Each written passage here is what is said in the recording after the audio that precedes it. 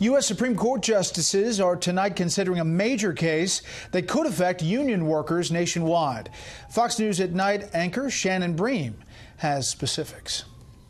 The fundamental issue is my right to choice. Illinois public employee Mark Janis says from the time a union fee was deducted from his first paycheck, he's never had the right to say either yes or no to having the union represent him.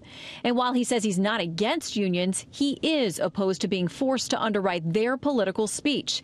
During arguments at the Supreme Court Monday, Justice Kennedy put it this way, quote, "What we're talking about here is compelled justification and compelled subsidization of a private party that expresses political views constantly."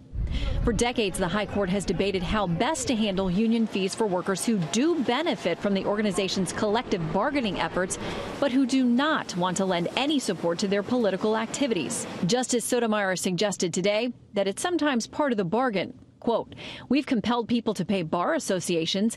Bar members can come out any day they want and say they don't take the same position on a policy question as the bar association.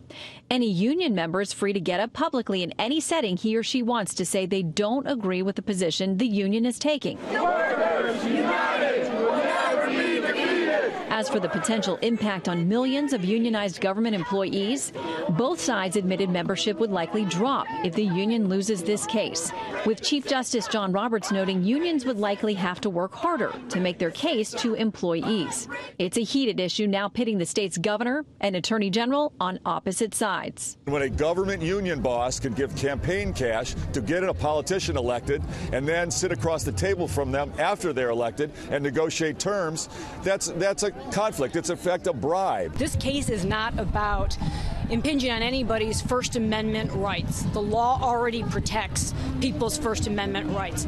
This is a case where there are a small group of very well-funded right-wing extremists that want to eliminate unions throughout this country. 8 of the 9 justices have voted on similar cases within recent years. We know how they voted, splitting evenly 4-4. So there's an enormous focus on the newest member on the bench, Justice Neil Gorsuch. Normally very chatty and engaged in the arguments, but today he did not say a word. So we're going to have to wait until their ruling is due by June. Quickly, Mike mentioned the DACA situation. Basically, they just want this thing to be ironed out and the lower courts to come forward. Yeah, there was no ruling on the merits today. It's not as if the Supreme Court ruled one way or the other about whether the program is good or not, legal or not. They're saying they want some of this lower court stuff to play out before they get involved. All right, Shannon, as always, thank you. See you at 11 p.m. Eastern.